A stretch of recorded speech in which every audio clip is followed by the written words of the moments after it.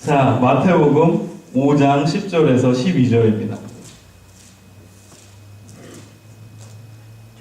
자, 읽습니다. 시작.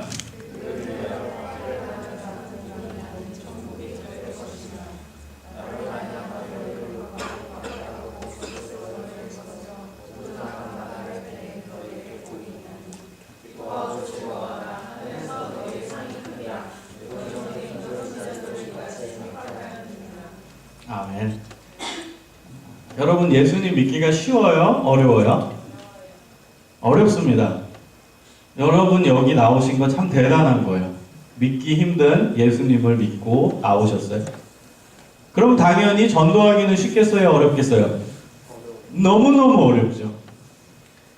근데 여러분, 이 전도하는 것 지금도 어려운데 처음 교회가 생겼을 초대교회는 쉬웠을까요? 전도가?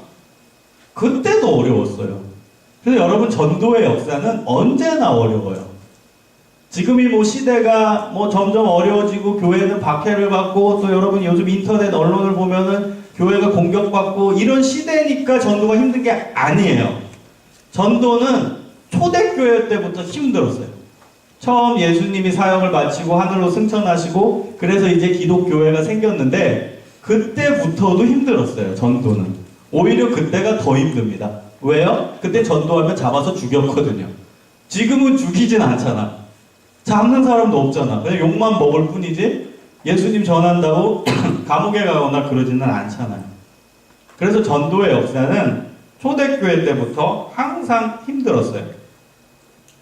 그리고 그 전도의 역사는 예수님이 다시 오실 그때까지도 계속 힘들 거예요.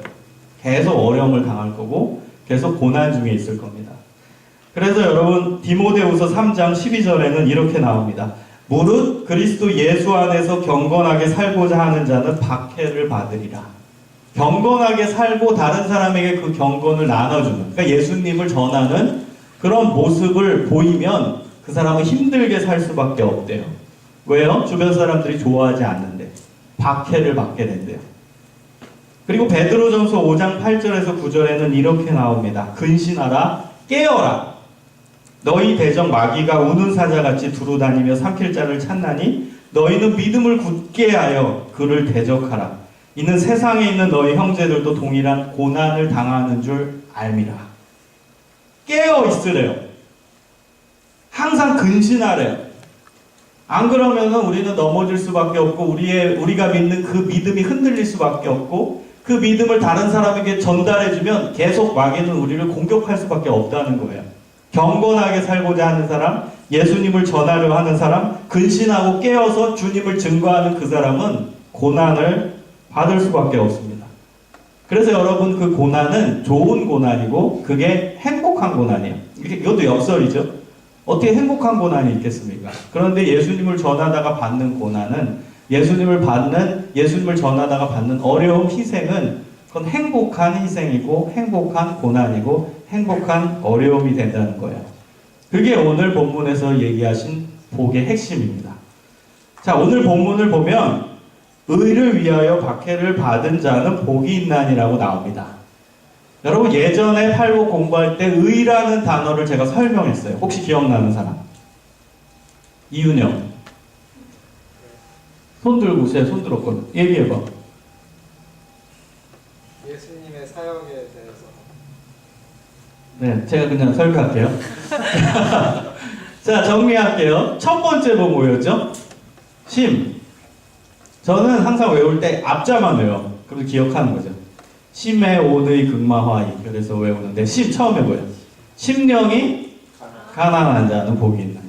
그 다음에 예. 그 다음에 온. 그렇죠. 똑똑하네. 네 번째.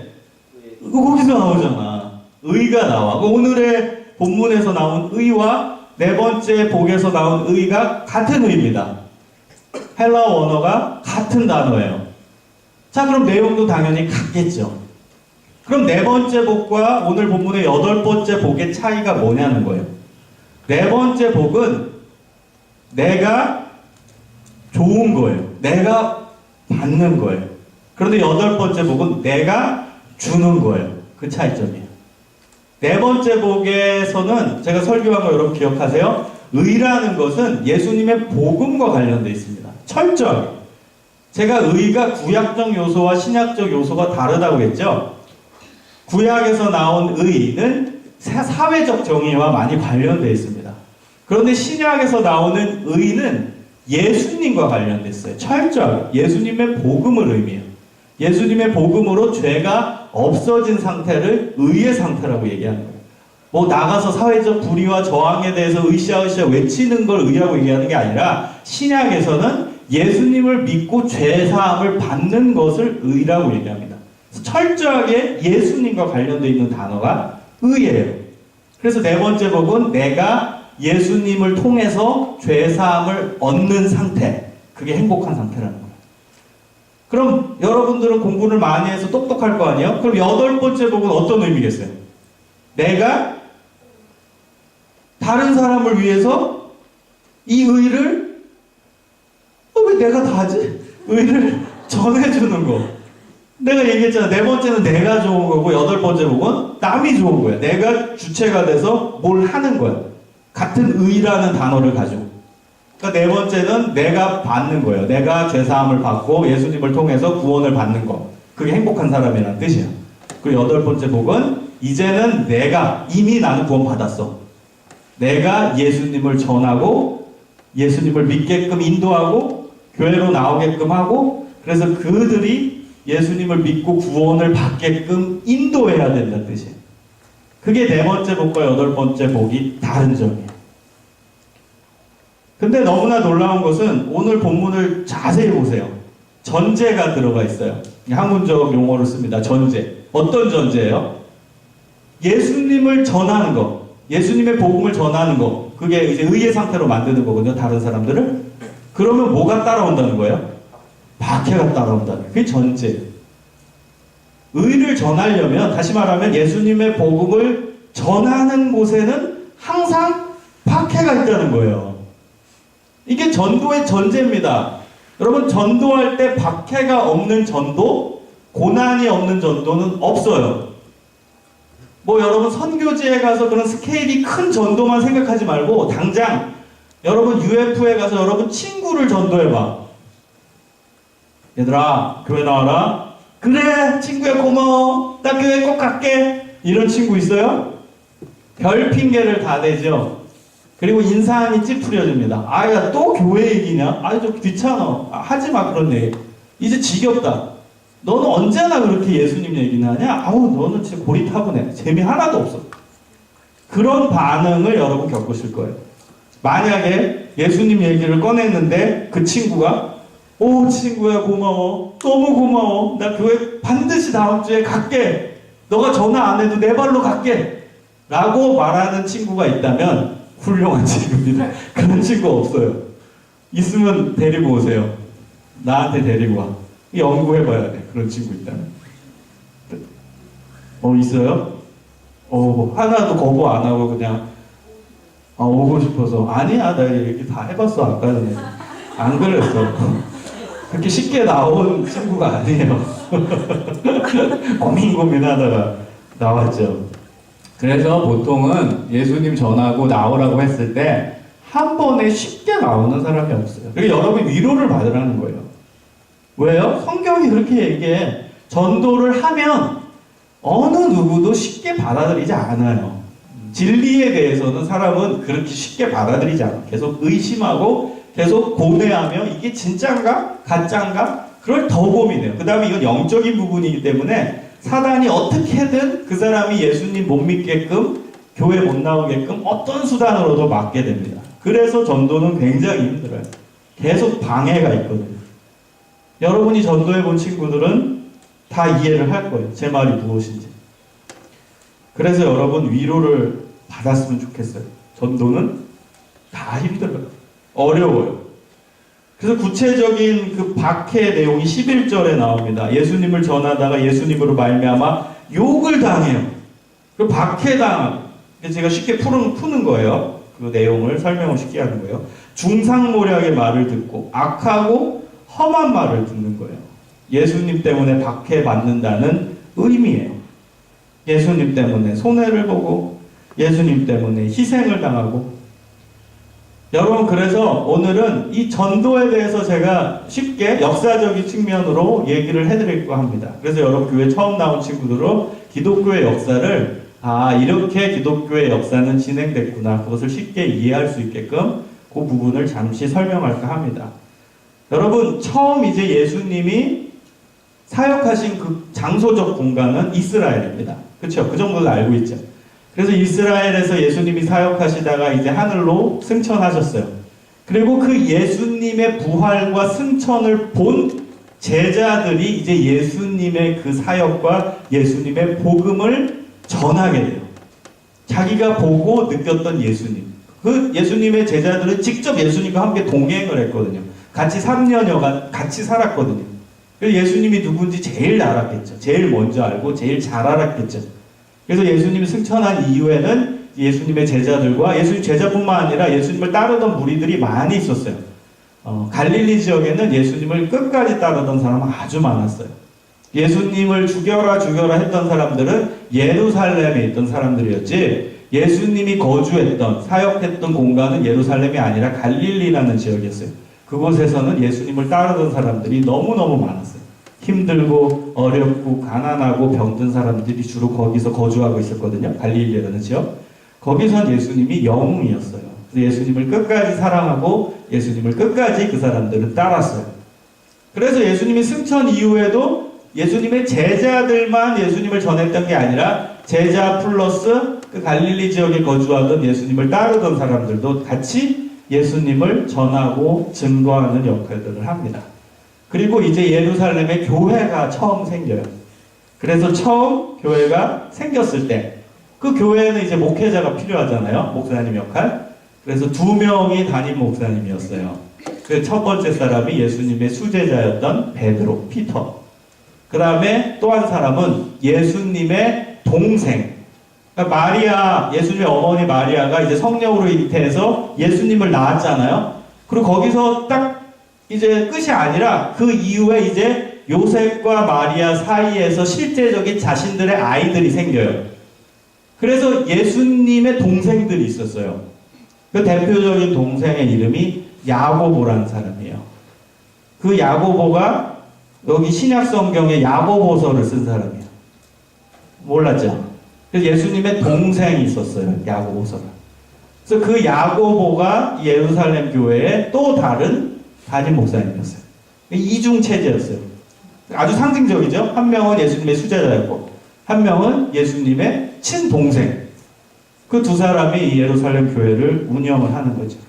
그게 처음 초대교회라고 얘기해요. 처음 교회, 초대교회. 그리고 나서 이제 좀 역사를 이제 좀 건너뛰면은 이제 이방인들을 향해서 복음을 전하는 사람들이 생겼어요. 그 대표적인 사람이 바울. 신약 성경의 반 이상을 쓴 사람. 그래서 여러분 성경 퀴즈대에서 뭐 예를 들어서 뭐를 누가 고린도 전후서 누가 썼어요? 그러면 그냥 바울이라고 찍으면 돼요. 그러면 웬만하면 맞아요. 근데 뭐 베드로 전후서 누가 썼어요? 그러면 바울이요 이러면 안 돼요. 베드로 전후서 당연히 베드로가 썼겠죠. 그래서 그런 것만 빼고 약간 애매한 거는 그냥 바울이라고 찍어요. 그럼 맞아요. 네, 그러니까 바울이 신약 성경의 반 이상을 썼어요. 아주 많이 썼죠. 그 바울이 이제는 유대인들을 향해서 복음을 전한 게 아니라 이제는 그 사람은 이방인들을 향해서. 그래서 바울을 또 따르는 사람들이 있었어요. 선교 동역자들. 그들이 예수님을 전하고 예수님을 증거하는 역할을 했어요. 자, 근데 이게 순탄하게 진행이 됐을까요? 이게 첫 번째 제가 설명한 거. 이스라엘 안에서 예루살렘 교회를 중심으로 베드로와 야고보를 중심으로 했던 유대인을 향한 전도 쉬웠을까요? 안 쉽죠. 이게 전제가 박해라니까. 박해를 엄청 받는 거예요. 왜 박해를 받아요? 그 당시에 예수 그리스도를 믿는 이 기독교회는 이단으로 취급을 받았어요. 이단으로. 유대교의 이단. 유대교는 예수님을 안 믿어요. 구약 성경만 믿는 거예요. 구약 성경. 그래서 메시아가 아직도 안 왔다고 믿어요. 지금 유대인들 마찬가지예요. 메시아를 계속 기다려요. 구세주를 계속 기다려요. 그들은 정말로 멋진 왕을 기대하는 거예요. 정치적 메시아를 기대하는 거예요. 그러니까 이스라엘을 정치적으로 해방시키고 정치적으로 세계 최강으로 만들 그런 진짜 멋진 그 왕을 기다리는 거예요. 근데 예수님은 그렇게 오신 게 아니잖아요. 예수님은 이 세상의 왕도 아니었고 본인 입으로 얘기하시는 거예요. 내 나라는 여기에 있는 게 아니라 하늘에 있다. 자꾸 영적인 얘기만 하세요. 그러니까 이스라엘 사람들은 저 사람은 아니다. 저 메시아가 아니다. 그 다음 마구간에서 태어나고 또 갈릴리라는 그 총구석에서 가난한 사람들과 함께 어울리고 병든 사람, 죄 많은 사람들과 같이 어울리거든요. 그 이스라엘 사람들이 봤을 때 저거는 메시아의 자격으로서 박탈인 거예요. 어떻게 메시아 왕이 저렇게 어려운 사람, 찢어지게 가난한 사람들과 함께하고 멋지지도 않고 그다음 뭐 남노하고 저건 메시아가 아니야. 그 다음에 정치적 발언도 하나도 안 하시거든요. 여러분 잊지 마세요. 예수님은 정치적 발언 정말 안 하세요. 어떤 사람들은 그거를 자기 지금도 정치적 견해에 맞게 예수님의 말을 끌어당겨서 정치적으로는 이거다, 예수님은 뭐 이렇게 하셨다. 이거 다 가짜입니다. 정말 예수님은 다 영적인 것만 얘기하셨지 정치적인 얘기를 하신 분이 아니에요. 정치적 개혁, 뭐 정치적으로 뒤집으려고 하신 분이 아니세요. 그걸 여러분이 잊지 말았으면 좋겠어요. 예를 들면 그 당시에 가장 악랄했던 그 통치가 이제 로마가 통치를 했는데 그래도 예수님은 심지어 로마에 세금 내라고 얘기하거든요. 그럼 우리가 봤을 때 아니 왜 그 나쁜 정권에 로마 정권에다가 왜 세금을 냅니까? 반대할 수도 있잖아요. 근데 예수님은 내라고 하세요. 그러니까 무슨 얘기냐? 예수님의 관심은 이 나라 세상을 뒤집는 게 아니었고 영적인 하늘나라를 얘기하신 분이고 하나님의 나라를 언급하신 거예요. 영적인 부분. 그러니까 사람들의 오해가 생긴 거예요. 이스라엘 사람 사이에서 저거는 메시아가 아니다. 메시아라면 저 로마 정권을 뒤집어야 되는데 무력으로 뒤집어서 멋있게 왕에 등극해야 되는데 저분은 전혀 로마 정권에 대항할 생각도 안 하고 얘기도 안 하고 그 다음에 언급도 안 하고 심지어 로마 정권에 세금 바치는 거 인정하고 바치라고 하거든요. 그러니까 저거는 저 사람은 정치적 메시아가 아니다. 인정을 안 하는 거예요. 사실 그 정치적인 견해가 더 큰 거예요. 그 유대교 사람들이 예수님이 인정 안 한 부분이 이 정치적인 측면이 커요. 예수님은 이 영적인 세계를 언급하신 거죠. 그래서 예수님을 안 믿었어요. 유대교. 그래서 다시 이제 오늘 본문으로 돌아오면은 그 예수님을 전하는 예루살렘 교회를 엄청 핍박하는 거예요. 그러면서 가짜라는 거예요. 그래서 돌 던져요. 막 예수님 믿는 사람을 잡아가지고 막 돌로 던지고 유대인들이, 동족 유대인들이. 우리로 말하면 같은 한국 사람이 와서 교회 다닌다고 돌 던지는 거예요. 교회 문 밖에서 돌 던지고 야 쟤네들 나오면 다 죽이자 이러고 있는 거예요. 같은 한국인끼리. 자, 그 다음에 이제 바울을 중심으로 한 이방인에게 전도하던 사람은 편안하게 전도했을까요? 그 사람들도 엄청난 핍박과 어려움을 받게 돼요. 왜 그럴까요? 퀴즈. 그 당시에 여러분 역사적 상황을 생각해 보세요. 이스라엘이 독립된 나라였어요? 아니면 이스라엘 주변에 있는 나라들이 독립된 나라였습니까? 아니에요. 누가 지배했죠? 로마가 지배하던 시대였어요. 여러분 로마를 공부해 본 사람들은 알죠? 엄청난 한 역사의 획을 그었잖아요. 로마, 헬라 다음에 왔던 로마 시대. 그래서 로마가 박해하던 시대이기 때문에 이스라엘뿐만 아니라 이스라엘 밖에 있던 주변 그 유럽, 지금으로 말하면 그 유럽 지역은 다 로마의 손아귀에 있는 거예요. 로마가 다 접수를 했어요. 근데 로마는 크리스찬을 믿는 국가가 아니에요. 로마는 로마 황제를 믿는 국가였어요. 그래서 로마 황제가 신이에요. 로마 황제를 섬겨야 돼요. 로마인들한테는 신은 로마 황제인 거예요. 그래서 로마가 접수한 나라에는 곳곳 도시마다 그 다음에 마을마다 로마 황제의 우상이 세워졌어요. 신상. 그래가지고 세워져가지고 뭘 했냐? 그 마을 사람들이 다 그 앞에서 절을 해야 돼요. 예배를 그 신상 앞에, 로마 황제 신상 앞에 절을 해야 했다는 거예요. 그러면 여러분 다시 돌아옵니다. 이거 엄청난 이게 무슨 한 학기 분량의 강의예요. 근데 여러분에게 아주 쉽게 지금 설명하는 거예요. 유대인들에게 전도하던 사람은 이중으로 고난을 받죠. 유대교 그 사람들한테도 욕을 먹고서 고난을 당하지만 동시에 이스라엘도 누가 지배했죠? 로마가 지배했으니까 로마 사람들도 또 예루살렘에서 전도하는 사람을 괴롭히는 거예요. 그 다음에 이방인들도 마찬가지로 밖에 나간다 한들 그 밖이 또 로마가 지배하는 나라들인 거예요. 유럽은. 그러니까 거기서도 또 박해하는 거예요. 저건 나쁜 놈이야. 저 로마 황제 따르지 않는 사람이야. 로마 황제가 신인데 예수가 신이라고 얘기하는 사람이야. 또 박해하는 거예요. 그런 시대적 배경을 가지고 있어요. 여러분이 궁금해하는 요한계시록 13장 15절에서 16절, 이 내용이 그 당시 이 박해의 현장을 가장 잘 묘사하고 있는 부분이에요. 제가 읽어드릴게요. 여러분이 관심 있는 부분이에요. 그가 권세를 받아 그 짐승의 우상에게 생기를 주어 그 짐승의 우상으로 말하게 하고 또 짐승의 우상에게 경배하지 아니하는 자는 몇이든지 다 죽이게 하더라. 그가 모든 자 곧 작은 자나 큰 자나 부자나 가난한 자나 자유인이나 종들이나 그 오른손에 이마에 표를 받게 하고 누구든지 이 표를 가진 자 외에는 매매를 못하게 하니 이 표는 곧 짐승의 이름이라. 그 이름의 수라. 지혜가 여기 있으니 총명한 자는 그 짐승의 수를 세어보라. 그것은 사람의 수나 그의 수는 666이니라. 여러분이 잘 아는 666. 그게 나오는 구절이 요한계시록 13장 15, 16, 17, 18절이에요. 이것이 그 당시에 박해 현장을 가장 잘 묘사한 거예요. 여러분, 제가 성인 성경 공부 때도 얘기를 하지만 이 부분을 여러분 해석을 잘 하셔야 돼요. 그리고 여러분 혹시 저와 같은 이 비슷한 또래는 옛날에 우리가 청소년 시절에 오맨이라는 영화가 히트를 쳤어요. 그 영화를 머릿속에서 지워버려야 됩니다. 아주 잘못된 영화입니다. 그래서 그 영화가 하도 잔상에 남아있어서 666만 나오면 그 영화가 떠올려지거든요. 그래서 일단 그것을 지워야 정확한 해석이 될 수가 있습니다. 여러분, 요한계시록 이 부분을 잠깐 설명해 드릴게요. 어떤 내용이냐, 여기서 나오는 단어가 짐승의 우상이라는 단어가 나와요. 여기서 짐승이 누굴까요? 로마 황제. 그렇죠. 로마 황제의 우상을 곳곳에 세웠다는 뜻이에요.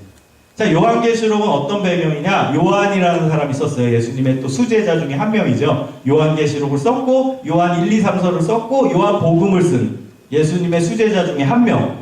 그 사람이 요한이라는 사람인데 그 사람이 유배지에 가서 쓴 편지예요. 로마 정권에 의해서 유배를 보내줘요. 이 요한이라는 사람도 예수님을 전하다가 잡혀가지고 다행히 죽진 않았어요. 귀양 보내는 거예요. 반모섬이라는 곳에 귀양을 보내요. 그래서 그 반모섬에서 꿈에서 계시를 받고 미래에 일어날 일에 대해서 계시를 받고서 거기서 편지를 쓴 거예요. 근데 여러분 잘 생각해 보세요. 그 편지가 아주 온전한 상태로 바깥으로 유출되려면 어떻게 써야 될까요? 이 로마 나쁜 XX야, 이 죽어버려라! 이렇게 쓰면 당연히 검열 받겠죠. 우리도 일제시대 때 윤동주 시, 저항신 여러분 알죠? 이육사 시. 그런 분들의 시가 온전하지가 않아요. 다 검열을 받은 거예요. 그래서 시적 언어를 많이 쓰죠. 이 나쁜 일본 XX야, 일본 뉘앙스만 풍겨도 싹싹 지워버리는 거예요. 찢어버려서 감옥 밖으로 못 나오게 하는 거예요. 검열제도. 마찬가지로 반모섬에서 요한이 이 나쁜 놈아 XX야 이렇게 썼으면 그 요한계시록이 밖으로 나오기가 힘들었어요. 다 검열을 받거든요. 그래서 요한이 상징과 숫자를 많이 써요. 그래서 자꾸 이런 표현을 쓰는 거예요. 지혜 있는 자는 좀 깨달아 알아라. 야, 좀 머리 좀 굴려봐. 내가 뭔 말하는지 이 뜻이에요. 내가 지금 막 상징을 쓰고 숫자를 쓰는데 잘 생각해봐. 이게 무슨 의미인지. 지혜 있는 사람들아, 머리를 굴려봐. 그럼 이게 무슨 뜻인지 알 거야. 그 내용이에요. 근데 너무나 재밌는 게 여러분 한글과 우리는 지금 한글 문화권 속에 있죠. 그런데 한글과 아라비아 수를 쓰잖아요. 영어도 마찬가지예요. 알파벳을 쓰면서 아라비아를 써요. 두 개를 쓴다고요. 숫자는 아라비아로 표현을 하고 문자는 알파벳 쓰거나 우리 같은 경우는 훈민정음 한글을 쓴다고요. 근데요, 헬라어는 헬라어 안에 숫자를 같이 사용합니다. 그래서 헬라어가 힘들어요. 어려워요. 공부를 제대로 하려면. 우리는 아라비아 숫자가 따로 있어서 숫자는 그냥 배제시켜도 되잖아요. 근데 헬라어를 공부할 때는 문자 안에 숫자가 들어가요. 무슨 얘기냐? 여러분 알파, 베타, 감마 정도는 알죠? 헬라어 처음 시작은 ABC. 그러니까 알파는 숫자 2를 의미해요. 그리고 베타는 2. 그런 식으로 문자마다 담고 있는 숫자가 있어요. 그래서 그 당시에 헬라 사람들은 문자로 숫자를 표현했어요. 그러니까 예를 들면 나 50만 원 필요해. 그럼 우리 지금 아라비아 숫자 50 쓰면 되잖아요. 근데 헬라 사람들은 문자로 표기하는 거야. 50은 감파, 베타, 제타, 그래서 제타를 쓰고, 그 다음 알파 조합하고, 막 이런 식으로 해가지고 문자로 표현했다는 거예요. 그래서 그 배경을 가지고 이 내용을 해석하면 정말 기가 막힌 해석이 나옵니다. 그래서 설명드릴게요. 그래서 짐승의 우상이 곳곳 마을에 세워졌어요. 로마 황제 신상이 세워졌어요. 근데 기독교인들일 뿐만 아니라 모든 그 마을에 사는 사람들은 정기적으로 가서 그 우상에게 절을 해야 돼요. 왜 절을 하냐? 절을 해야만 이마나 여기 손목에다가 도장을 찍어주거든요. 그 도장이 왜 있어야 되냐면 그게 있어야만 시장에 가서 매매할 수 있고, 그 다음에 다른 우리로 표현한 병원에도 갈 수 있고, 그 다음 사회복지도 받을 수 있고 안전하게 살 수도 있어요. 그 도장이 없으면 아무것도 못합니다. 아무것도 못하는 그런 사회였어요. 그 도장이 굉장히 중요해요. 그래서 이마나 이 손목에 도장을 찍게끔 합니다. 그리고 그 도장이 이제 뭐 없어질 즈음에 또 가서 또 절하고 또 경배하고 또 도장을 받고요. 그 기독교인들은 우상에게 절을 했을까요? 안 하죠. 그럼 다시 말하면 그들은 시장에 가서 먹을 걸 살 수 있어요? 없어요? 못 사요. 그럼 부자였게요? 가난했게요? 당연히 가난했죠. 먹을 게 없는 거예요. 그래서 초대 기독교 공동체, 초대교회는 공동체 생활을 합니다. 어쩔 수 없는 현실이었어요. 혼자서 못 살아. 여러분 예를 들어 볼게요. 우리가 지금 여기 공동체로 모여 있는데 우리가 지금 오바마 우상에 절을 안 해서 그래가지고 이제 도장을 못 받아가지고 시장에서 또 뭐 못 사는 거예요. 어디 가나 퍼블릭스에서도 물건 못 사고 아무 데서 못 사. 그럼 우리만 남아있어. 어떻게 살래? 혼자서 살 수 있을 것 같아요? 못 삽니다. 머리를 맞대어야지 방법이 나오는 거예요. 뭐 재영이 같이 똑똑하면 우리 퍼블릭스 문 닫고 나서 쓰레기통을 뒤져서 거기서 또 깨끗한 거 가지고, 이게 실제예요. 그런 식으로 시장에서 남은 거 다 파장되고 나서 찌끄러기 가져와서 그 국 끓여 먹읍시다. 이게 머리를 쓰는 거예요. 그런 식으로 생존을 했어요. 초대 기독교 성도들이. 먹을 게 없으니까. 살 수가 없으니까. 얼마나 비참합니까? 그러고 예수님 믿었어요. 그러고 예수님을 전했어요. 그래서 요한이 얘기하는 거예요. 그 표, 짐승에게 절하면은 이마와 손목에 도장을 찍어주는데 작은 자나 큰 자나 부자나 가난한 자나 자유인이나 종들이나 그 오른손이나 이마에 표를 받게 한대요. 그리고 얘기하는 거예요. 누구든지 이 표를 가진 자 외에는 매매를 못하니 이 표는 짐승의 이름이라. 짐승이 뭐라고 그랬죠? 로마 황제. 이 표가 이제 로마 황제의 이름이래요. 그래서 얘기하는 거예요. 야, 머리 좀 굴려봐. 헬라어에는 숫자가 들어가 있잖아. 그러니까 지혜가 여기 있으니 그 총명한 자는 그 짐승의 숫자를 세어봐. 그 로마 황제의 숫자야 이건. 내가 로마 황제를 지칭하는 거야. 이 숫자를 통해서. 얘기하는 거예요. 그래서 666이라고 나오잖아요. 이거를 헬라어 문자로 바꾸니까 네론이라는 단어가 나와요. 네론. 이게 누구예요? 네로 황제입니다. 네로 황제의 본명이 네론입니다. 여러분은 네로라고 알고 있는데 원래 이름은 네론이에요. 그래서 네론이라는 이름, 헬라어 조합이 나온 거예요. 기가 막히죠? 머리가 똑똑하죠? 이 요한이라는 사람이. 그래서 얘기하는 거예요. 그 나쁜 짐승놈은 로마 황제인데, 야, 내가 차마 이 네로 나쁜 놈아 얘기하면 검열당해가지고 유출이 안 되니까 내가 그걸 숫자로 바꿔볼게. 이 지혜로운 사람 이거를 문자로 바꿔봐. 헬라어 문자로. 뭐가 나오는지. 그래서 딱 봤더니 이 네로가 나오는 거예요. 그래서 여러분 그 사실 이 박해가 요한이 살았던 이 시대가 네로, 그 다음에 나타난 도미티아누스 황제라는 사람 그 아래에서 살게 돼요. 근데 이 도미티아는 더 나쁜 놈이에요. 네로보다 한 수 위였어. 완전히 기독교인들을 잡아 완전히 죽이던 사람이 도미티안이에요. 우리는 네로만 알고 있는데 네로와 도미티안, 이 쌍벽을 이루던 사람이에요. 그래서 이 도미티안의 별명이 사실은 환생한 네로였어요. 환생한 네로. 그래서 그 시대적 배경은 도미티안에 더 가깝거든요. 이 요한이 살던 시대는. 그래서 그 당시에 도미티안을 저거 네로야, 살아있는 네로야, 저 환생한 네로야, 이렇게 표현했어요. 여러분이 기억할 것은 이 문자는 네로를 의미하고, 그 다음에 이 네로나 그 당시에 도미티안이나 다 나쁜 놈이다. 다 기독교를 박해하고 죽이던 사람. 여러분들 어떻게 기독교를 박해했는 줄 아세요? 가장 많이 기독교인이 죽었던 방법, 불에 타서 죽였어요. 화형당했어요. 그 다음에 또 한 게 사자밥이 되겠어요. 사자밥으로 죽였어요. 얼마나 여러분 잔인합니까? 불에 타서 죽이는 거. 또 사자밥이 돼서 물어 뜯게끔. 그래서 그렇게 죽임을 당했어요. 그럼에도 불구하고 기독교는 죽었을까요? 계속 전도의 역사가 일어났을까요? 계속 일어나는 거예요. 이게 놀라운 거예요. 로마는 생각한 거예요. 이거 박해를 계속하면 분명히 이 기독교는 말살 당할 거다. 기독교는 죽을 거다. 기독교는 끝날 거다. 근데 안 끝나는 거예요. 오히려 더 전도가 더 잘 돼. 계속 복음이 계속 전달이 되는 거예요. 그게 복음의 능력이에요. 무력으로 이길 수 없는 능력. 그게 복음의 능력이에요. 그래서 200년 정도 지나가지고 어떤 일이 일어납니까? 하나님의 역사에 의해서 뭐 얘기하면 또 길어요. 이거 1시간 강의입니다. 그래서 다 잘라서 얘기하면 결국 콘스탄티누스 황제가 기독교를 인정하게 돼요. 그 전쟁에서 꿈에서 또 기독교의 심볼을 보거든요. 우리가 아는 그 크리스마스 때 보는 그 문양 로엑스라고 헬라어로 이렇게 생겨가지고 X. 이건 무슨 천주교에도 그 십자가를 달고 있어요. 우리는 그냥 십자가지만 천주교는 그 로엑스라는 그 상징을 써요. 그게 예수 그리스도라는 뜻이거든요.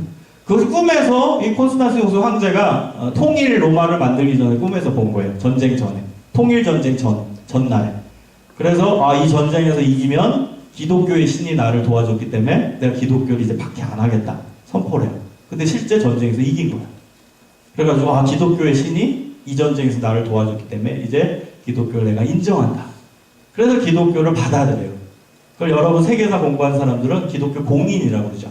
323년에 기독교를 공인하고 그 다음에 이 사람이 한 일이 참 많아요. 부활절을 제정하고 우리 지금 예배드린 주일 토요일에 드리던 걸 주일로 바꾸죠. 주님의 날 부활의 날이 이거는 기독교의 기반이다. 예배 날이다. 선포를 합니다. 이 사람이 한 거예요. 주일로 바꾸는. 그런 역사적인 일이 일어나고 그 다음에 이제 392년에는 데오도시우스 황제에 의해서 기독교가 아예 국교가 됩니다. 이제는 기독교를 안 믿으면 이제 잡아가는 시대로 바뀌게 된 거죠. 여러분 이거 너무나 놀랍지 않습니까? 기독교를 박해하고 로마 황제 신상을 곳곳에서 세워서 예수님 믿는 사람을 죽이고 화형시키고 사자밥이 되게 하던 그 주체가 이제 두 손 두 발 다 들고 예수님을 믿게 된 거예요. 로마가 기독교 국가 된 거예요. 박해 국가에서 기독교 국가로 변한 거예요. 이게 놀라운 하나님의 역사였어요. 그래서 로마로 말미암아 복음이 전 세계에 퍼지는 거예요. 로마가 여러분 역사적으로 공부해 본 사람들은 제일 잘 얻던 게 뭐죠? 1번 길 닦은 것. 그래서 모든 길은 로마를 통한다 이런 말이죠. 그 다음에 이제 목욕탕 개발한 거, 그건 뭐 중요하지 않고 일단 길을 다 잘 닦은 거예요. 길. 그래서 그 길을 통해 복음이 전달된 거예요. 서유럽으로 가고 남유럽으로 가고 이제 동유럽으로. 그래서 유럽이 기독교의 복음이 이루어지게 되는 거예요. 이게 기독교의 놀라운 역사고 선교의 역사예요. 근데 여러분이 잊지 말아야 되는 것은 그 선교의 역사 가운데 수많은 사람들이 죽었다는 거죠. 수많은 순교의 역사, 순교의 피를 흘렸어요. 그래서 신학자 터툴리아는 이런 말을 남깁니다. 순교는 교회의 씨앗이다. 순교의 역사는 교회의 역사다. 이게 명언입니다. 순교는 교회의 씨앗이다. 순교의 역사는 교회의 역사다. 순교하고 박해받은 결과물이 지금 우린 거예요. 우리도 예수님 믿게 된 거. 이건 계속 이렇게 전달돼요. 그게 기독교의 역사예요. 지금 여러분은 공부 잘 하시는 겁니다. 지금 제가 강조하고 설명한 게 그 기독교의 역사예요. 기독교의 선교의 역사인 동시에 기독교의 역사예요. 이런 큰 줄기 속에서 그 수많은 사람들이 선교지에 가서 주님을 전하고 죽임당하고 그런 역사가 계속 이어져 왔고 지금도 곳곳에 선교 현장에서 일어나고 있는 거예요. 제가 너무나 감동받은 그 선교사가 있습니다. 영국의 휘튼 대학교를 수석으로 졸업하고 제가 기도회 시간에 여러분 기도할 때 잠깐 언급했어요. 영국의 휘튼 대학교를 수석했어요. 그 휘튼 대학교 시카고 옆에 있거든요. 그래서 코스타 여는 그 학교입니다. 그게 기독교에서는 명문 학교였고 그 당시에도 정말 유명한 학교였어요. 그 휘튼 대학교를 수석으로 졸업할 정도니까 얼마나 똑똑한 사람이겠어요. 1949년에 졸업한 집 엘리엇. 그때 그는 졸업하자마자 무슨 좋은 직장을 구하거나 뭐 연봉 10만 불 되는 사람 그런 직장을 찾은 게 아니라 나는 에콰도르의 선교사로 가야겠다. 에콰도르에 있는 부족, 예수님을 모르는 그 부족에 들어가가지고 그래서 거기서 예수님을 전하야겠다. 그래서 선정한 그 부족이 아우카 부족이라는 복음이 전혀 들어가지 않은 곳입니다. 그래서 그 에콰도르에 갔어요. 근데 여러분 그 얘기가 중요한 게 아니라 그 당시 이제 그 미국의 반응이었어요. 미국의. 제가 영국이 아니라 미국입니다. 잘못 얘기할게요. 제가 요즘에 영국이 좋아서 지난주에도 영국이라고 적혀있는데 미국의 휘튼 대학교 자꾸만 이상한 얘기하고 있어요. 근데 이제 미국 선교부에서 막는 거예요. 가지 못하게. 가면은 죽는다는 거예요. 바로. 가면 바로 죽임 당한다는 거예요. 그래서 말렸어요. 선교부에서 가지 말라고 말렸어. 짐 엘리엇을. 여러분, 여러분의 반응. 제가 지난주에도 고난에 대해서 설교하고 이게 하나님의 기회인지 사단의 유혹인지 막 구분하는 게 중요하다고 말씀드렸잖아요. 여러분이 짐 엘리엇이라고 가정해보세요. 나는 지금 가고 싶어. 근데 선교부에서 막어. 거기 가면 너 죽어. 가지마. 개죽음이야. 실제 그렇게 반응해서. 가지마. 위에서 막는 거예요. 가지 못해. 그럼 여러분 갈 거예요? 안 갈 거예요? 가지 말래요. 나 안 가야지. 가면 죽으면 되는데. 어찌 보면 이게 하나님의 뜻일 수도 있어요. 근데요, 놀랍게 짐 엘리엇은 간다고 한 거예요. 그 선교지에 그 선교 위에 있는 사람들이 화가 난 거예요. 저거 우리 말 안 듣고 저거 선교사의 자격이 없다고. 위에 권위에 순종 안 한다고. 근데 자기는 하나님의 뜻이기 때문에 가야 된대. 아니나 다를까. 에콰도르의 아우카 부족 그 사람들에게 갔어요. 가자마자 어떻게 될게요? 가자마자 죽었어요. 말 한마디 못하고 가자마자 죽임을 당했어요. 그래가지고 이제 파송이 돼서 그 시체를 수습해야 되니까 가서 시체를 수습해서 병사들 파견해가지고 가지고 왔어요. 근데 너무나 놀라운 걸 발견합니다. 그 짐 엘리엇의 그 벨트 옆에 뭐가 있었던 줄 알아요? 총이 있었어요. 호신용 총이. 근데 그걸 단 한 발도 사용 안 했다는 거예요. 여기서 1차적 감동이 오죠. 그 상황에서 자기가 선교하러 갔는데 자기의 목숨이 위험하다고 총을 쏠 수는 없잖아요.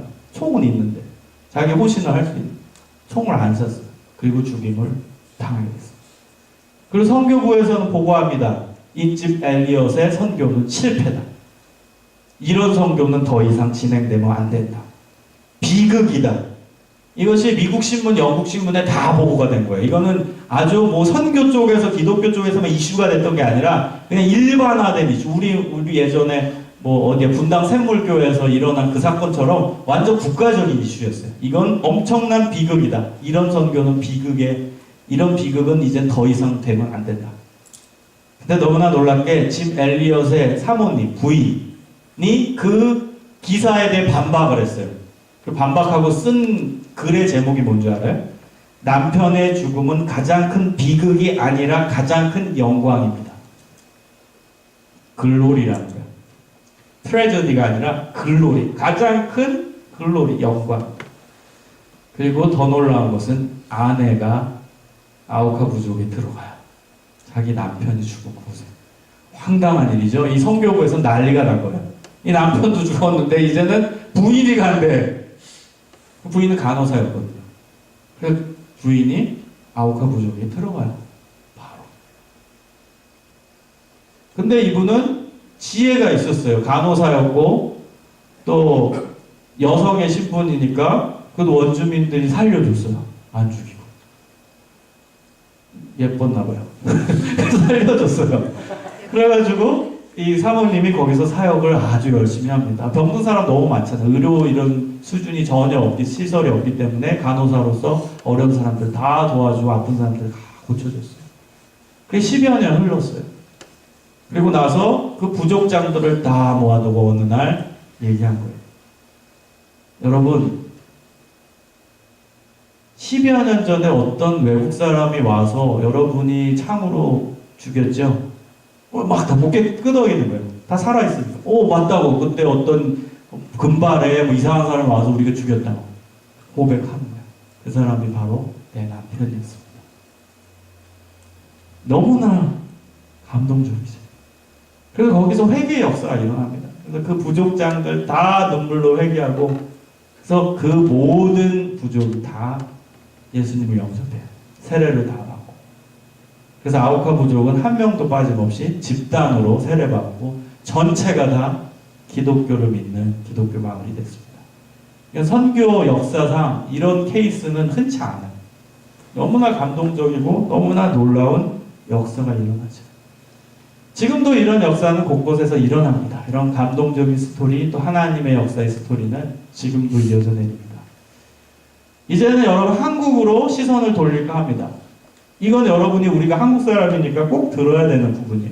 우리나라 선교는 카톨릭이 먼저 들어왔어요. 근데 카톨릭이 들어왔을 때는 박해를 엄청 받았어요. 그래서 여러분이 뭐 국사를 공부해서 알겠지만 뭐 신미박해, 신미양요, 병인양요, 그게 다 이 천주교 박해와 관련된 흥선대원군 때 세국정책을 펴서 절대로 기독교를 받아들이지 않았어요. 그때는 카톨릭 그 성경을 받아들이지 않았어요. 그리고 그 카톨릭 성경을 갖고 있는 사람을 다 죽였어요. 금서였어요. 절대 못 갖게 합니다. 근데 뭐 중국에서 막 보부상들이 와서 그 성경을, 중국 성경을 갖고 오거든요. 그럼 그걸 막느라고 나라에서는 아주 눈이 시퍼렇게 떠서 다 감시하고 있고, 그 다음에 거기서 공부하다가 예수님을 믿는 사람들이 생기고, 그 대표적인 사람이 정약용이었죠. 그래가지고 정약용, 그 전 시대지만, 물론 정조 시대지만, 그때 제일 먼저 성경을 받아가지고 기독교, 카톨릭 신앙을 갖게 된 게 정약용 가문입니다. 물론 나중에는 이제 변절을 했죠. 정조가 계속 꼬드겨가지고 너 같은 인재는 죽일 수 없다 해서 천주교 안 믿는다고 얘기해라. 그럼 살려줄게. 그래서 정약용은 안 믿는다고 해서 변절했어요. 그래서 정약용은 살려주죠. 그리고 귀양만 보내죠. 그리고 거기서 쓴 게 목민십선. 여러분 잘 아는 내용이죠. 그런데 정약용의 뭐 형, 정약종, 정약전은 다 순교당이에요. 카톨릭 신앙을 갖고 있다. 아무튼 그 시대가 끝나고 나서 이제 저 뒤에 세국 정책의 피인, 그때는 완전 카톨릭 박해의 정점의 시대가 된 거예요. 그래서 그 성경이 전국에 많이 퍼졌어요. 천주교 성경. 그거 가진 사람들 다 죽이고 또 제사를 반대했거든요. 기독교, 천주교도. 지금은 인정을 해서 논란이 되죠. 카톨릭의 순교사들이 왜 나왔는데요? 제사 반대하다가 다 순교당한 사람이거든요. 그리고 성인의 반열에 한국 성인으로 올려진 사람들인데 그 사람들은 지금 어떻게 되는 거예요? 그것 때문에 순교당했는데 지금 한국 카톨릭은 그 교황청에서 허가했잖아요. 제사는 괜찮다. 이거는 조상 숭배는 조상에 대한 예의일 뿐이다. 그래가지고 인정을 해요 지금.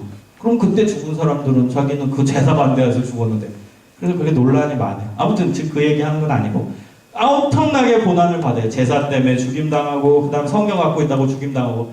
그래서 결국 카톨릭의 결과론적으로 아웃컴으로 보면 실패였어요. 카톨릭의 전도는 다 죽임당하고 너무 많은 순교를 당했죠. 그래서 한 100여 년간 이제 암흑기가 와요. 그 사이에. 그 이후에 이제 기독교 선교사들이 이제 들어오기 시작합니다. 그래서 1800년대 후반쯤에, 1895년, 1896년, 원래는 정확히는 1884년 요쯤부터 이제 기독교 선교사, 우리 개신교 선교사들이 들어오거든요. 미국에서, 영국에서. 그래서 여러분이 아는 것처럼 언더우드 선교사, 연세대학교를 세우고 세문안교회를 세운 그분이 오고, 또 아펜젤러 선교사, 그 다음에 뭐 또 이화학당을 세운 뭐 스크래튼 선교사, 그 다음에 베어드 선교사, 숭실대학교를 만든 그런 선교사들이 계속 들어와서 이제 전도의 역사가 시작이 되는 거예요. 거기는 이제 완전히 이제 기독교 선교는 너무나 쉽게 됐어요. 순교 하나도 안 하고 됐어요. 그래가지고 기독교 선교는 너무나 쉽게 됐다고 우리가 생각하는데, 여러분 놓치는 게 하나가 있어요. 그 기독교의 선교사들이 들어오는 그 전 단계에서 한 명의 선교사가 있었어요. 순교했던 한 명의 선교사. 그게 사실은 최초의 기독교 선교사예요. 그러니까 카톨릭의 선교가 좀 실패했고 박해로 끝났고, 그 다음에 이제 주춤했을, 쇄국 정책으로 주춤했을 즈음에 그때 단 한 명의 기독교의 선교사가 우리나라를 와서 죽어요. 그리고 나서 그 다음에 이제는 물밀듯이 기독교 선교사들이 들어와서 그 이후에는 순교가 없고, 그리고 그 단 한 명의 순교자 이름이 누굴까요? 토마스 선교사는 사람. 여러분 들어봤죠? 교회 좀 다닌 사람들. 토마스. 아무도 못 들어봤네. 그래서 여러분 오늘 설교에 들어야 되는 거예요. 이 정도 상식은 기독교인으로서 여러분 알고 있어야 돼요. 영국 선교사예요. 영국의 토마스 선교사. 그는 원래 관심이 어디였냐? 중국이었어요. 중국. 그 당시에는 핫 이슈가 중국이었어요. 지금도 선교의 핫 이슈는 중국이거든요. 중국이 워낙 크고 워낙 인구가 많으니까 다 중국 선교 가려고 그래요. 저기만 이제 복음이 들어가면 실크로드를 타고 이 러시아, 또 러시아 연방 뭐 이쪽으로 다 간다. 그래서 지금도 중국 선교에 집중하지만 그 당시에도 중국이 워낙 큰 나라였기 때문에 다 중국 선교를 하고 싶었어요. 그리고 이 토마스 선교사도 중국 선교사를 하고 싶었는데 하나님이 사인을 준 게 야 중국 옆에 있는 변방의 작은 나라, 그 당시에 우리는 정말 모르는 나라예요. 조선이라는 나라 몰라요. 서양 사람들은 전혀 선교, 그 당시에 선교 보고도 되어 있지 않는 아주 미개했던 알려지지 않은 나라예요. 거기에 대한 사인을 받고 이제 글로 조선 땅으로 오게 되는 거예요. 그래서 미국의 상선, 여러분 잘 아는 제너럴 셔먼호 들어봤죠? 국사 시간에 나오잖아요. 그래가지고 그것을 타고서 이제 평양으로 들어오는 거예요. 그래서 몸에다가 성경을 딱 끼고서 성경을 막 한글과 그다음에 한문에 혼용된 그 성경을 다 끼고서 이제 들어오는 거예요. 그리고 이제 거기서 오니까 엄청난 박해가 심한 거예요. 그래서 야 저거 서양인들의 배다, 저 불태우자 해가지고 총으로 쏘고 막 그때 조총 좀 들어올 때거든요. 그리고 막 화살로 쏘고 불화살로 쏘고 해서 그 상선이 불에 타요. 그래서 거기서 있던 사람들 다 나오죠. 그 중에 한 명이 토마스 선교사입니다. 그래서 육지에 올라오자마자 잡힌 거죠. 그래서 포졸이 이 사람한테 이게 창을 들이대는 거예요. 토마스 선교사. 그래서 목을 베려고 죽이려고 하는 거예요. 그때 잠깐 그 자기 몸속에 있는 성경을 하나 꺼내서 이 포졸한테 주는 거예요. 그 포졸은 안 받지. 이 뭐냐고 갑자기 내가 죽이려고 하는데. 근데 자꾸 막 애원하는 거야. 내 마지막 죽기 전에 부탁이라고.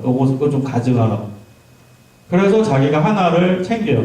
그리고 목을 딱 벨 때 품에 있던 성경을 다 꺼내서 던지고 목베임 당해 죽습니다.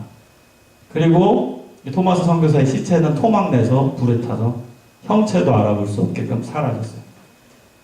자, 이 토마스 선교사가 던진 성경이 있었어요. 그 다음에 이 포졸이 갖고 있던 성경이 있었어요.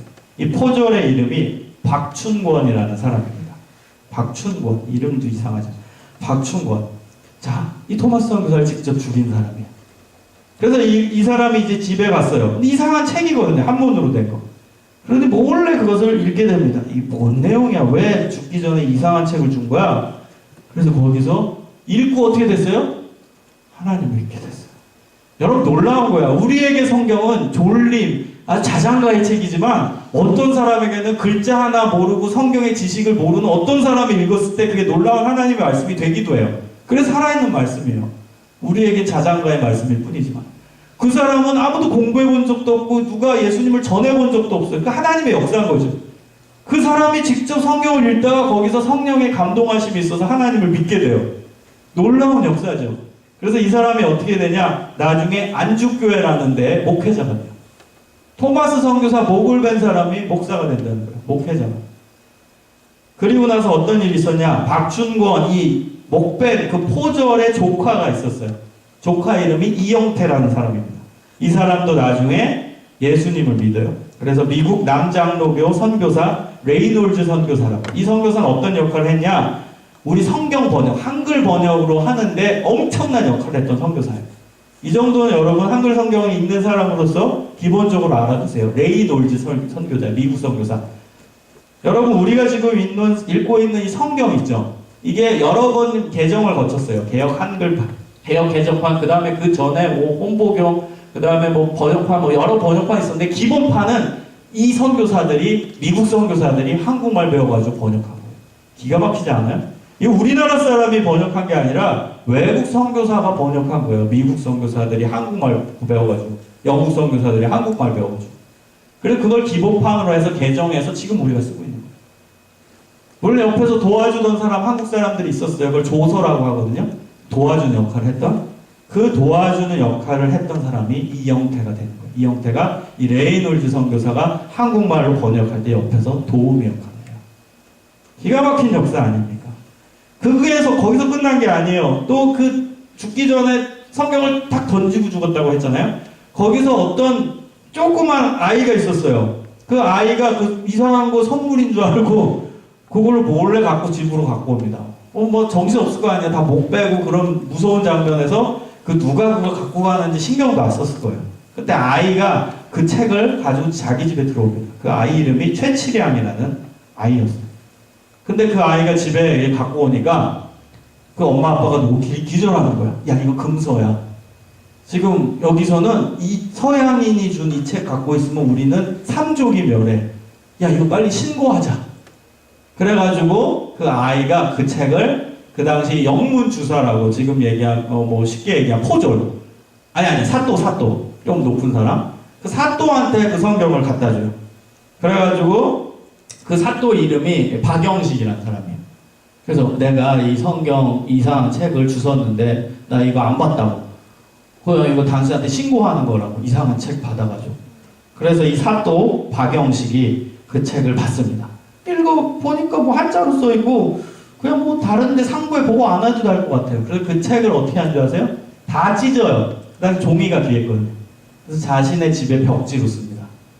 자기 집 벽면에다가 다 덕지 붙이고 화장실에도 붙이고, 그래서 누워도 하나님 말씀, 서도 하나님 말씀, 화장실 가도 하나님 말씀이 붙어있는 거예요. 여러분 또 나중에 그러지 마. 성경책 다 찢어가지고 벽면에 그 벽지로 사용하지 마요. 근데 이 사또가 벽지로 사용하니까 온통 하나님 말씀이에요. 집 전체가.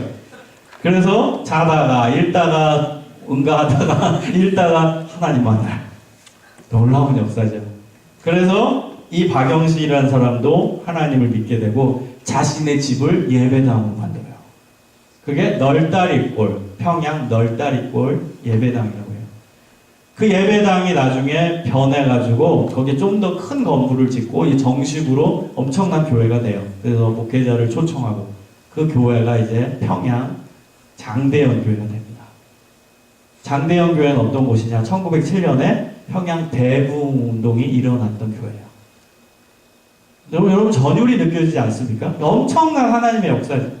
평양 대부운동 1907년에 일어난 걸로 말미암아 복음이 전국에 퍼진 거거든요.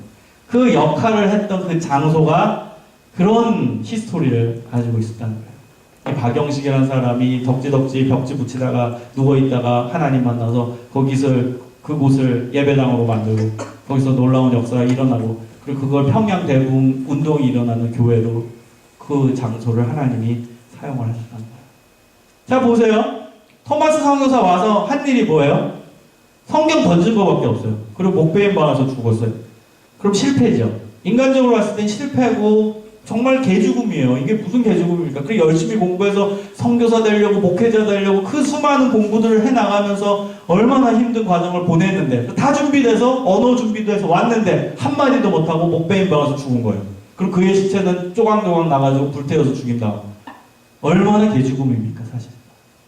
근데 여러분, 하나님은 그런 안타까운 죽음 속에서 한 국가를 일으켰다는 거예요. 그 우리나라잖아요. 다른 역사가 아니라 우리나라 복음의 역사고 우리나라 기독교의 역사예요. 너무나 놀라운 일들이 일어나게 됐다는 거예요.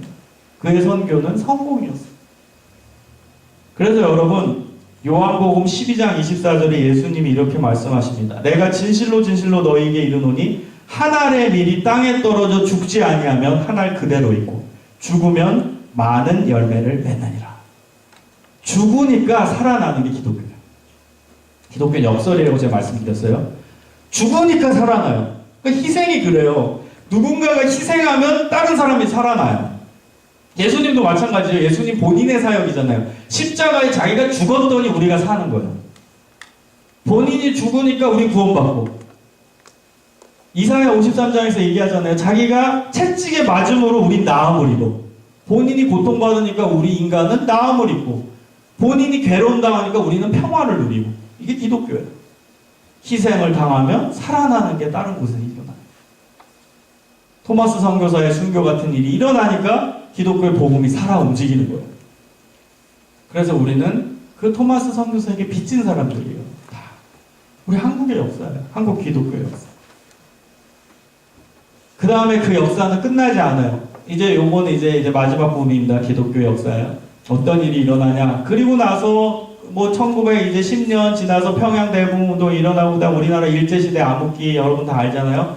그 다음에 이제 북한 쪽에는 이제 러시아 뭐 중국을 중심으로 공산 정권이 들어오잖아요. 그러면서 안타깝게 그 교회를 다 부십니다. 그 평양 대동강변에 토마스 선교사가 죽었던 자리에 교회가 생겨요. 토마스 순교 기념 예배당이라고 세워져요. 공산 정권이 들어오기 전에. 근데 공산 정권이 들어오고 그 교회들을 다 부십니다. 다 없애버려요.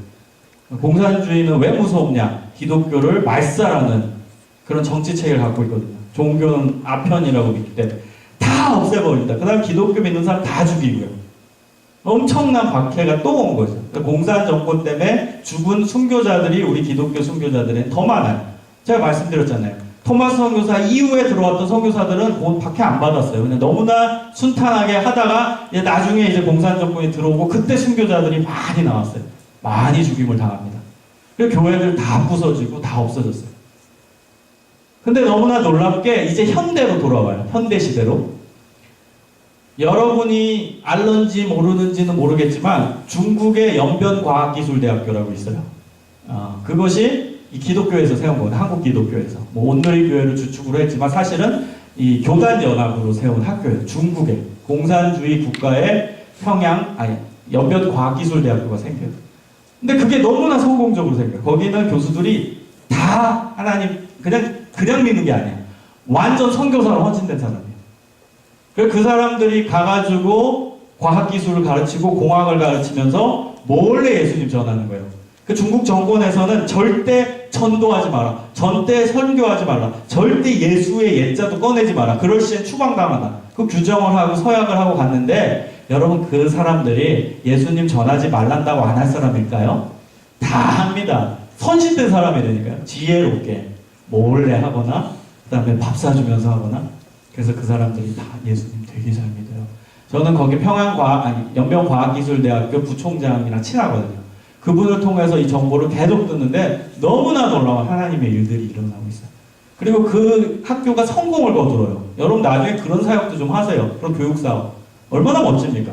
그리고 거기서 중국 인재들이 이제 키워나가는 거예요. 그리고 그 사람들이 이제 중국의 각 분야로 진출하는 거예요. 그 다음에 중국의 정부 안에 요직에 들어가는 거예요. 그 사람들이 활동하는 거예요. 기독교인이 된 사람들. 그것을 보고 이 북한에서 너무나 잘 되는 거예요. 연변과학기술대학교가 성공하는 거예요. 그래가지고 그것을 우리 나라에도 좀 짓게끔 알아봤더니 이 학교가 한국 기독교에서 세워날 거예요. 그러니까 참 예민할 거 아니에요. 그러면서 이걸 정치적으로 이용하려고 우리나라랑 뭐 남북관계 좋을 때도 있잖아요. 그럼 정치적으로 이용하는 거잖아요. 그럴 때 이 학교를 이용하려고 허가를 해줘요. 그래서 평양과학기술대학교. 그 설립할 때 되게 오래 걸렸어요. 북한이 하도 까다롭게 그래서 좀 하려고 그러면 막고 자기네들이 오라고 해놓고.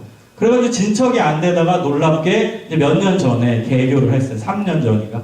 그게 10몇 년 걸렸어요. 개교하는데. 그래서 거기에 진출한 이 교수들도 여러분 나중에 거기 좀 가세요. 뭐 한국에서 저명한 과학자가 가든지 아니면 미국에서 공부한 미국 시민권자인 한국인, 미국 시민권자인 한국 교수들이 가는 거예요. 완전 순수한 한국인들은 안 받죠. 이 북한에서 거부하죠. 근데 이제 시민권자는 이제 정치적으로 이용하려고 미국이랑 관계 속에서 그래서 미국 시민권자를 허용을 하는 거예요. 근데 그 사람들, 그 교수들도 그냥 믿는 사람들이 아니에요. 거의 선교사로 헌신한 사람들이에요. 그 사람들이 전도 안 하겠어요? 전도하죠. 근데 제가 무슨 얘기를 하고 싶냐면 그 학교를 만들 때 토목공사를 하잖아요. 그래가지고 토목공사를 할 때 뭘 발견했냐? 이 토마스 선교사 기념교회 예배당의 잔재를 발견한 거예요. 다시 말하면 그 평양과학기술대학교가 세워진 그 자리가 예전에 토마스 선교사가 순교했던 장소예요. 그리고 토마스 순교 기념 예배당이 있었던 장소예요. 몰랐어요, 아무도. 집안 공사하다 발견한 거예요. 이런 놀라운 하나님의 역사가 일어났어요. 그리고 지금도 일어나고 있어요. 여러분도 그런 일들에 쓰임받길 소망합니다. 하나님의 역사예요. 여러분 공부의 스케일을 좀 넓히세요. 그냥 단순하게 공부해가지고 뭐 10만 불 되는 그런 학교 뭐 그런 직장에 가겠다. 뭐 그게 안 되면 7만 불 뭐 그러면서 자기의 그 등급을 매기고 나는 뭐 5만 불밖에 안 되고 10만 불밖에 안 되고 여러분 스케일을 좀 강하게 갖고 넓히세요. 여러분은 하나님을 위해 일한다는 확신을 갖고 사세요. 하나님을 위해. 얼마나 그게 멋지게 쓰임 받겠어요. 그냥 뭐 여러분 한 사람의 인생 그냥 편안하게 누리면 끝입니까? 기왕 하나님 믿는 거 잘 믿고 기왕 공부하는 거 주님을 위해 쓰임받고 여러분 그 평안과학기술대학교에서 가르치는 분들 연변과학기술대학교에서 가르치는 분들 엄청난 브레인들이에요. 엄청난 사람들이에요. 정말로 굉장한 사람들 많아요. 날보기 있는 사람들. 한국에 들어오면은 다 총장급으로 모셔가는 사람들 다 그런 사람들이에요. 그런 사람들이 헌신돼서 거기서 사역하는 거예요. 주를 위해. 자신이 공부한 걸 가지고. 그런 멋있는 사람들이 되시기를 소망합니다. 아멘. 여러분 이제 공부의 목적을 바꾸세요. 나도 이런 하나님의 역사에 쓰임받겠다. 나도 이 하나님의 선교의 역사에 내가 가진 이 공부의 지식, 공부한 과정을 갖고 쓰임받겠다. 그런 마음으로 공부하셨으면 좋겠습니다. 여러분 이런 박해를 두려워하지 마세요. 주님을 전하다가 받는 박해. 이건 필수입니다. 필수. 근데 너무나 놀라운 것은 이렇게 박해를 받는 사람이 오늘 본문에서는 복이 있다 얘기합니다. 오늘의 복이 뭐죠? 마지막으로 얘기합니다. 읽어보겠습니다. 오늘 본문 다시 읽어보세요. 시작. 다시 다 덮었죠? 고난만 있으면 어떻게 복을 들어야죠? 어떤 복입니까? 읽어봅시다. 시작. 그를 위하여 박해를 받는 자의 복이 있나니 천국이 그들의 것이다. 네, 보상이 뭐예요? 보상? 천국을 여러분 소유받게 돼요. 그리고 그 뒤에 이제 구절과 연결돼서 보면 여러분은 천국의 상이 크게 됩니다. 하나님의 상이 있다는 거. 여러분 잊지 마세요. 이게 손해가 아니고 그럼 토마스 선교사는 여기서 뼈 조각도 못 찾는 그런 비참한 삶을 살았는데 끝입니까? 하늘나라에서 하나님의 상과 하나님의 보상이 크다는 거예요. 천국의 주인이 되는 거예요. 영원한 천국. 너무 좋은 천국. 우리는 감히 상상할 수도 없는 그 멋진 곳에 주인공으로 살아갈 수 있다는 거예요. 제가 몇몇 청년들 모여있을 때도 얘기했는데 여러분 천국을 상상할 때 단순하게 생각하세요. 여러분이 제일 좋아하는 거 상상해보세요. 우리 남자들이 좋아하는 건 자동차거든요. 자동차를 상상해보세요. 뭐 롤스로이드부터 시작해서 좋은 차, 람보르기니 생각해보세요. 그거 누가 만들었어요? 사람이 만든 거예요. 그 다음에 최고의 호텔. 뭐 무슨 호텔이 있죠? 뭐 한국 같으면 롯데 호텔, 인터컨티넨탈 호텔, 워커힐 호텔, 상상해보세요. 신라 호텔. 얼마나 멋져요. 누가 만든 거예요? 사람이 만든 거예요. 자, 불완전한 인간, 하나님의 형상을 0.0001% 닮은 그 인간이 만든 것도 그렇게 기가 막힌데 하나님이 만든 집은 얼마나 멋있겠습니까? 그게 천국인데. 그리고 그건 영원히 사는 건데. 여러분 거기에 투자해야 지혜로운 사람 아니겠어요? 믿음 있는 사람이라면 거기에 투자해야 돼요. 영원한 상급에 투자해야 그게 지혜로운 사람입니다. 여러분 박해를 두려워하지 말고 여러분 주변에서 하나하나 실천하면 돼요. 하나님 잘 믿고 하나님을 위해 조금이라도 거대하지 않아도 돼요. 작은 거. 내 친구 한 명이라도 진짜 전도하겠다. 예수님만 생각하며 전도하겠다. 여러분 그런 자세가 필요해요. 다른 거 다 떠나고 저 사람이 예수님 믿고 정말로 하나님의 자녀가 됐으면 좋겠다. 거기에만 포커스 맞추세요. 다른 거는 생각할 필요, 저도 마찬가지예요. 목사이기 때문에 그거 외에 다른 걸 생각할 수도 있어요. 예를 들면 우리 교회 그래가지고 더 많이 와가지고 교회가 진짜 북적북적하면 기분이 더 좋겠다. 그럴 수 있거든요. 목회하는 입장에서 예를 들면 제가 이제 여기 담임 목사예요. 그러면은 전도 안 하는 게 좋겠어요? 전도하는 게 좋겠어요? 인간적으로 보면. 신앙적으로 말고. 좋지요. 왜요? 사람 많고 북적이면 좋지요. 목사의 기분이 얼마나 좋은데요. 그건 인간적인 거예요. 여러분도 그런 거 생각할 필요 없이 오직 그 영혼이 하나님을 믿고 자녀가 되는 거 그게 관심 있어서 전도하세요. 그게 귀한 거예요. 뭐 우리 교회 뭐 많이 채워지고 부차적인 거고 뭐 본질이 아니에요. 진짜 본질은 그 영혼이 하나님 자녀가 되는 거. 거기에 포커스만 맞추세요. 그런 작은 역할이라도 하나하나 해나감으로 말미암아 정말 우리가 복의 사람이 되고 하나님께 쓰임받고 하나님의 큰 역사의 물줄기 속에 우리가 작은 하나의 정말 계울물이 됐으면 좋겠습니다.